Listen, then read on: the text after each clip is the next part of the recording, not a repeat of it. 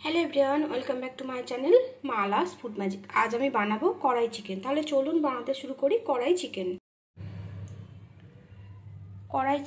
কড়াই চিকেন বানানোর জন্য কিছু মশলা নিয়েছি এখানে ফোড়নের জন্য। তেজপাতা, শুকনো লঙ্কা, দারচিনি, গোলমরিচ, এলাচ আর লবঙ্গ, এগুলো আমি ফোড়নে দিয়ে দেবো। গ্যাসের উপর একটা কড়াই বসিয়েছি, তেল গরম করে নিয়েছি, দিয়ে দেবো গরম মশলা ফোড়নটা। ফোড়ন হয়ে গেছে, দিয়ে দেবো এবার চিকেনটা। এখানে নিয়েছি 300 গ্রাম চিকেন, এটা এবার দিয়ে দেবো কড়াতে।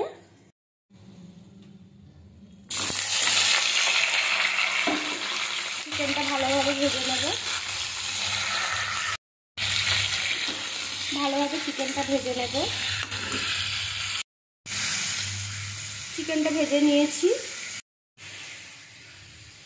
এখানে কিছু মশলা নিয়েছি কাঁচা লঙ্কা, রসুন কুচনো, আদা কুচনো, পেঁয়াজ, একটা মিডিয়াম সাইজের পেঁয়াজ কুচনো।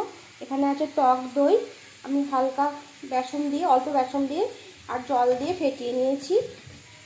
এখানে নিয়েছি কিছু শুকনো মশলা, ধনে গুঁড়ো, কাশ্মীরি লঙ্কার গুঁড়ো, গোটা জিরে, ঝাল লঙ্কার গুঁড়ো, স্বাদ মতো লবণ, ধনে গুঁড়ো, জিরে গুঁড়ো আর কসুরি মেথি। ভাজা চিকেনটার ওপরে দিয়ে দেবো এই মশলাগুলো, দিয়ে ভালোভাবে মিশিয়ে নেব মাংসের সাথে।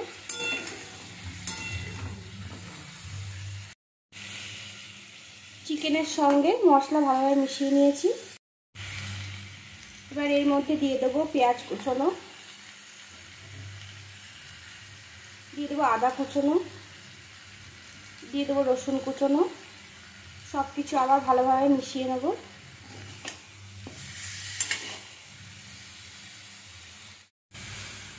দু মিনিট ভেজে নিয়েছি। এবার দিয়ে দেবো ফেটিয়ে রাখা টক দইটা,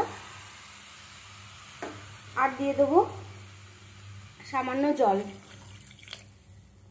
সব কিছু আবার ভালোভাবে মিশিয়ে নেব।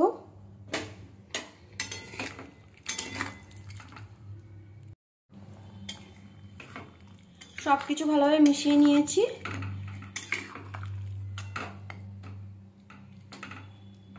এবার এর মধ্যে দিয়ে দেবো আমি কয়েকটা চেরা কাঁচা লঙ্কা।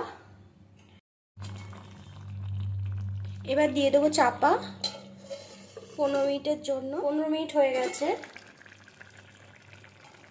এই তো মাংসটাও সেদ্ধ হয়ে এসছে। ওপর থেকে ছড়িয়ে দেবো একটু ধনেপাতা। তৈরি হয়ে গেল আমার কড়াই চিকেন।